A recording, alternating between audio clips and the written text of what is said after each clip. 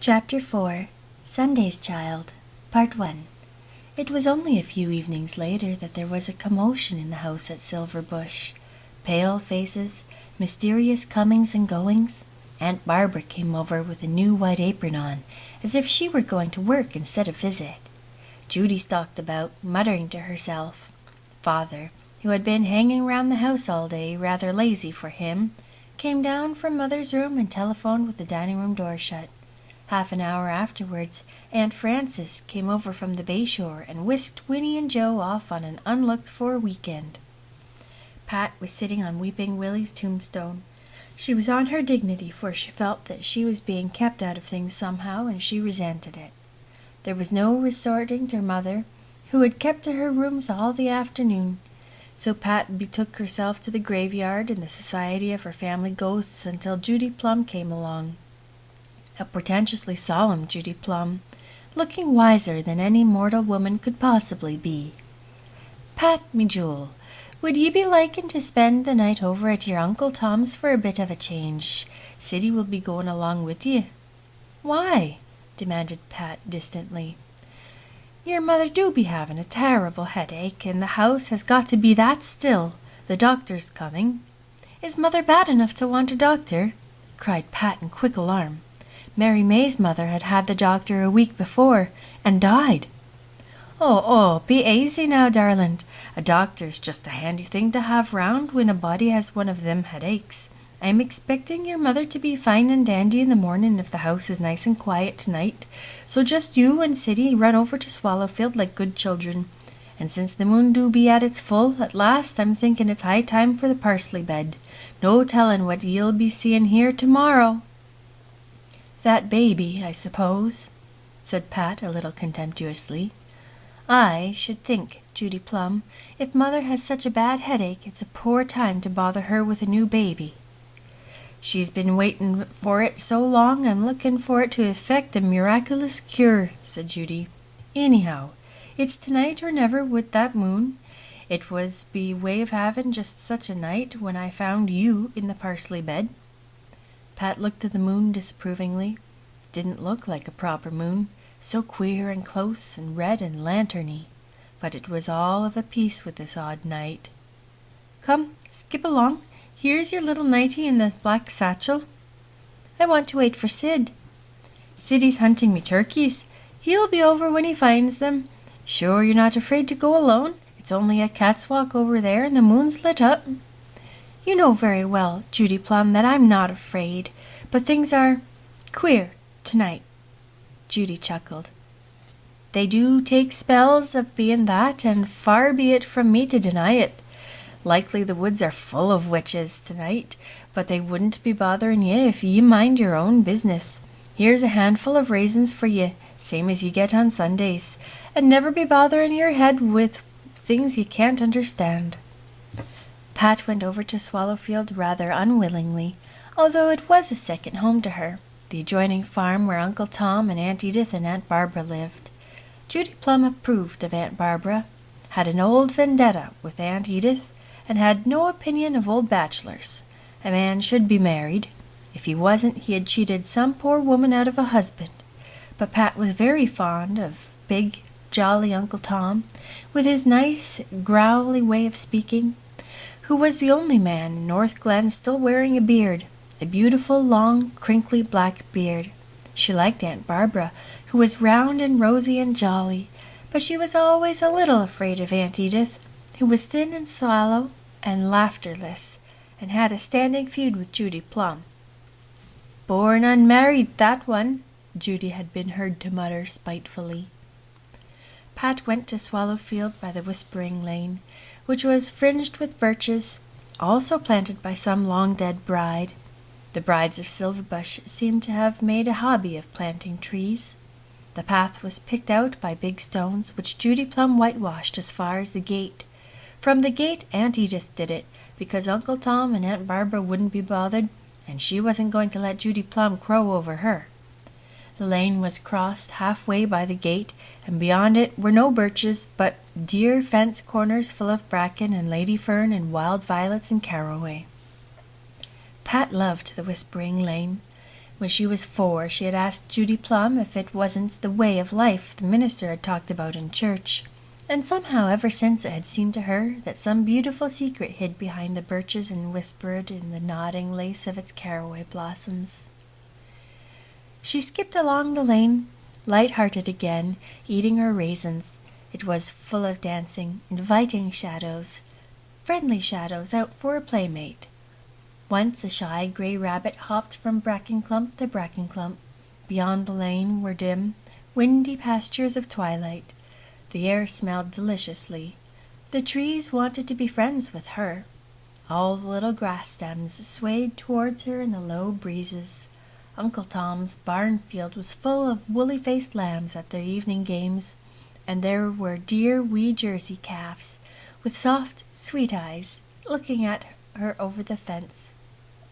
Pat loved Jersey calves, and Uncle Tom was the only man in North Glen who kept jerseys.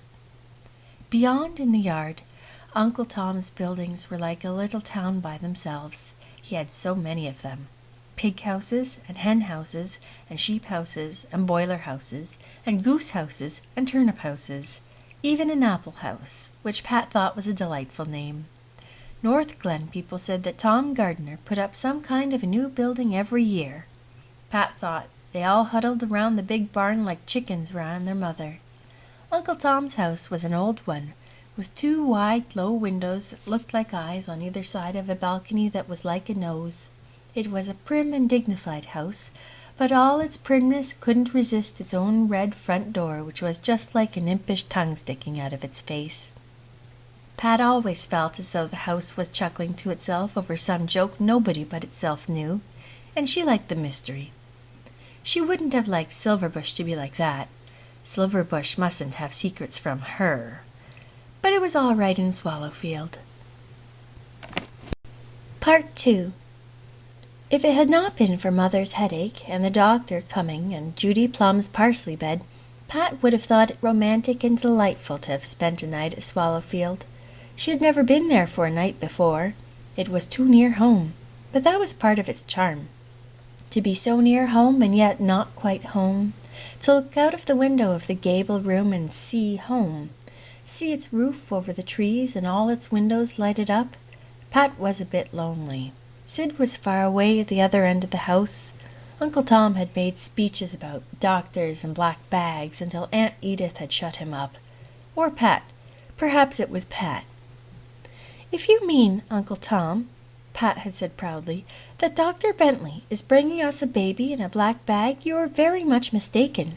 We grow our own babies. Judy Plum is looking for ours in the parsley bed at this very minute." "Well, I'm dashed," said Uncle Tom, and he looked as if he were dashed. Aunt Edith had given Pat a pinwheel cookie and hustled her off to bed in a very pretty room where the curtains and chair covers of a creamy chintz with purple violets scattered over it, and where the bed had pink quilt. All very splendid, but it looked big and lonesome. Aunt Edith turned to the bedclothes and saw Pat cuddle down before she left, but she did not kiss her as Aunt Barbara would have done. And there would be no Judy Plum to tiptoe in when she thought you were asleep and whisper, "God bless and kape ye through the night, me jewel." Judy never missed doing that, but tonight she would be hunting through the parsley bed, likely never thinking of her jewel at all. Pat's lips trembled. The tears were very near now. And then she thought of Weeping Willie. One disgrace like that was enough in a family. She would not be Weeping Pat. But she could not sleep. She lay watching the chimneys of Silverbush through the window and wishing Sid's room were only near hers. Suddenly a light flashed from the garret window of Silverbush, flashed a second and disappeared. It was as if the house had winked at her, called to her. In a moment Pat was out of bed and at the window. She curled up in the big flounced and ruffled wing chair. It was no use to try to sleep, so she would just cuddle there and watch dear Silverbush. It was like a beautiful picture, the milk-white house against its dark wooded hill, framed in an almost perfectly round opening in the boughs of the trees. Besides, who knew? Maybe Ellen Price was right after all, and the storks did bring the babies. It was a nicer idea than any of the others. Perhaps if she watched, she might see a silvery bird, flying from some far land beyond the blue gulf's rim and lighting on the roof of Silverbush. The boughs of the old fir trees outside tapped on the house. Dogs seemed to be barking everywhere over North Glen. Now and then a big June bug thudded against the window. The water in the field of the pool glimmered mysteriously. Away up on the hill the moonlight glinted on one of the windows of the lonely house, gave it a strange momentary appearance of being lighted up.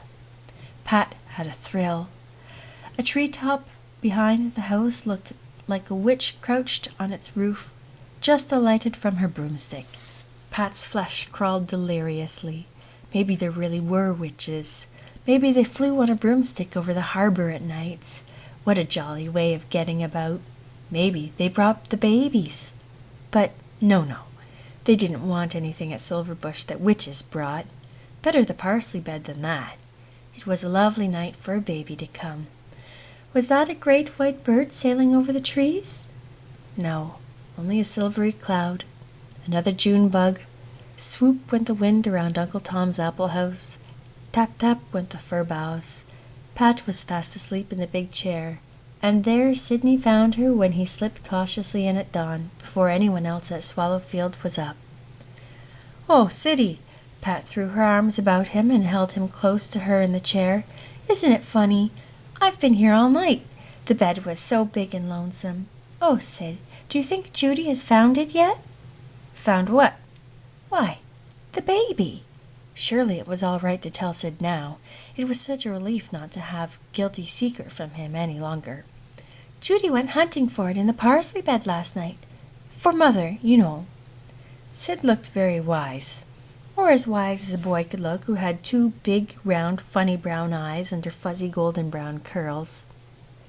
He was a year older than Pat. He had been to school. He knew just what the parsley bed yarn amounted to. But it wasn't just as well for a girl like Pat to believe it. "Let's go home and see," he suggested. Pat got quickly into her clothes, and they crept noiselessly downstairs and out of doors into a land pale in the morning twilight. The dew-wet earth was faintly fragrant. Pat had no memory of ever having been up before sunrise in her life. How lovely it was to be walking hand in hand with Sid along the whispering lane before the day had really begun. "I hope this new kid will be a girl," said Sid. "2 boys are enough in a family, but nobody cares how many girls there are, and I hope it'll be good-looking."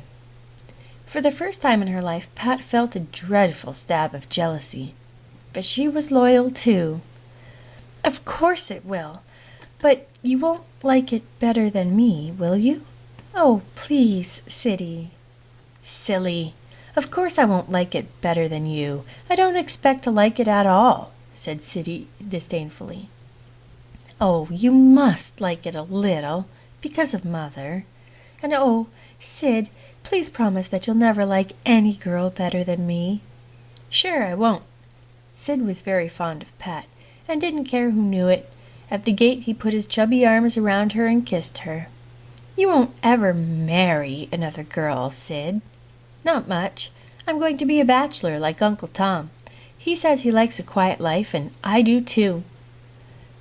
"And we'll always live here at Silverbush, and I'll keep house for you," said Pat eagerly. "Sure, unless I go west. Lots of boys do." "Oh!" A cold wind blew across Pat's happiness. "Oh, you must never go west, Sid. You couldn't leave Silverbush. You couldn't find any nicer place." "Well, we can't all stay here, you know, when we grow up," said Sid reasonably.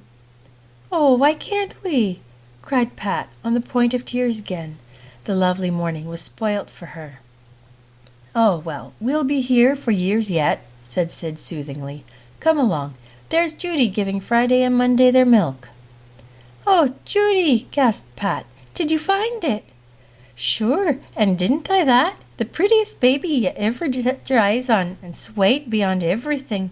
I'm thinking I must be putting on me dress-up dress when I get the work done by way of celebrating."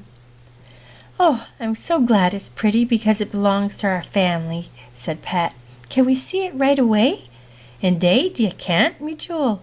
It's up in your mother's room, and she's sound asleep and not to be disturbed. She had a wakeful night of it.